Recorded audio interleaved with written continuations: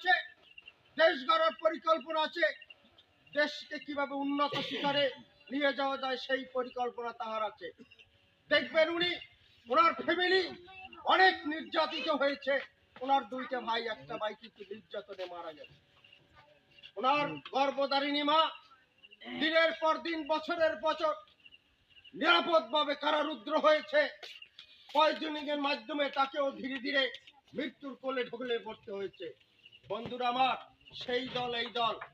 অতএব আপনাদের প্রতি অনুরোধ, তারেক রহমান প্রধানমন্ত্রী যদি হয়, আর আমাদের এই ভাগেরহাট 4 আসন যদি আমরা তাকে উপহার দিতে না পারি, ওই যে উন্নত দেশ গড়া এবং তার যে মহাপরিকল্পনা, ওই ট্রেন কিন্তু এই ভাগেরহাট 4-এর উপরে পড়বে না। ওনার এই মহাপরিকল্পনার আওতায় আমরা আসবো না। আমরা আবার সেই আগেও 2 বার জামাতকে ভোট দিয়েছি, এমপির কাছে আমরা বিভিন্ন সময় গিয়েছি। আমরা সকালে গিয়েছি, রাত 10টা 11টা পর্যন্ত বসে থেকে তারপরও এমপির দেখা পাই নাই। বন্ধুরা আমার, আফসোসের আর সীমা থাকবে না যদি আমরা এই যে দেশ নায়ক তারেক রহমানের এই মহাপরিকল্পনার আওতার মধ্যে আমরা যদি না যেতে পারি, তাহলে ওই সময়ের মতোই আমাদের কাটাতে হবে।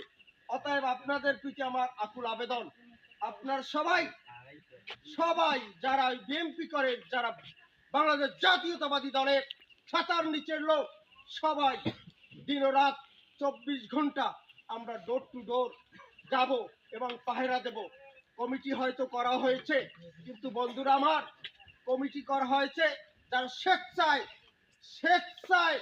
এই 12টা দিন, 12 তারিখ পর্যন্ত স্বেচ্ছায় ওয়ার্ক করবে।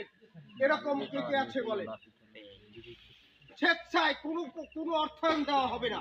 স্বেচ্ছায় 12 দিন দিন ও রাত আমরা মহল্লায় মহল্লায়, আপনার ওয়ার্ড, আমি এই ওয়ার্ডের সভাপতি, সেক্রেটারি, সাংগঠনিক সহ যারা ইউনিয়ন নেতৃবৃন্দ এবং থানা নেতৃবৃন্দ আছে, তাদেরকেও বলবো, আপনারা যে কোনো পরিকল্পনার মাধ্যমে কারে দিয়া 2 জন 3 জন এইভাবে করে আবার উপকমিটি করে।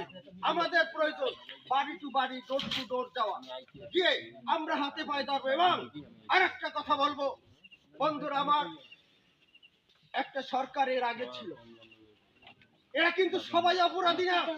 কিছু সাধারণ মানুষ আছে, তাদের মধ্যে হয়তো 8 থেকে 8,500 লোক আছে, এর মধ্যে 25 থেকে 30, সর্বোচ্চ 40 জন লোক দোষী। আর সাধারণ মানুষকে আপনারা, আমি অনুরোধ করব, আমি ইউনিয়ন বিএনপির পক্ষ থেকে আপনাদের বলছি,